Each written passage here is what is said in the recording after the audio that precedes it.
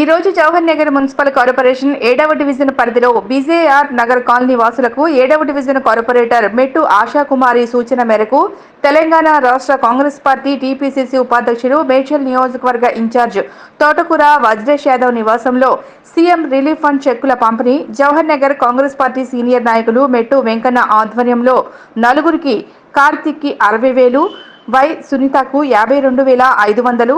సత్యమ్మకు 49,000, గంగాధర్కు 18,000 తోటకూర వజ్రేష్ యాదవ్ చేతుల మీదుగా చెక్కులు అందించడం జరిగింది. ఈ కార్యక్రమానికి కాంగ్రెస్ పార్టీ నాయకులు తదితరులు పాల్గొన్నారు.